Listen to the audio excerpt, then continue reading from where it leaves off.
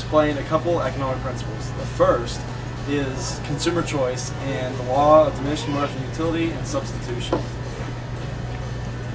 Alright, the usual pick for me is the same bag of potato chips every day. I've been eating these my whole life, and I'm pretty sick of them. Now, as you can see, there are many substitutes of other kinds of chips here. So, today, we're going to decide to go with these kinds of chips. Because the law of diminishing marginal utility says, after a while, a consumer will become sick of the same kind of chips, and therefore, a new substitute is chosen. Thanks, Rob. I had no idea there were so many substitutes. My mom's just been buying these my whole life. Now, just like the chips, you can see that there are many substitutes for soda, such as Coke, Diet Coke, Root Beer, Minute Maid, Fresca, Sprite, and so on. So anytime a consumer experiences diminishing marginal utility, they can pick a substitute and once again choose the highest valued alternative. In the graph on the left, a graph of perfect inelasticity is shown. Perfect elasticity is also known as zero elasticity. In the graph on the right, a graph of perfect elasticity is demonstrated. Perfect elasticity is defined as infinite elasticity. For this graph, the second and third lines display relatively inelastic and relatively elastic principles.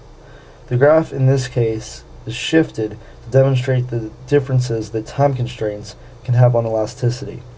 Both this graph and the previous graphs relate to our elasticity section in the next part of the video. When I broke my foot, I experienced a perfectly inelastic situation because without this boot, I could not walk, so it didn't matter how much it costed, I needed to buy it. A good example of an inelastic experience is when someone experiences the common cold. An inelastic good is airborne. Airborne's inelastic because there's not very many substitutes. It doesn't cut into my income because I can afford it. And I can buy it in the short run when I need it. As you can see, jackets are relatively elastic because there are many substitutes, as you can see. And you don't need one right away, but it is getting cold out, so you would like to have one soon. And the price of the jackets do not take up a large part of your budget. Therefore, they are relatively elastic. Recently, I've been looking for an apartment. Now, apartments are perfectly elastic because they are a large part of your budget. There are many substitutes.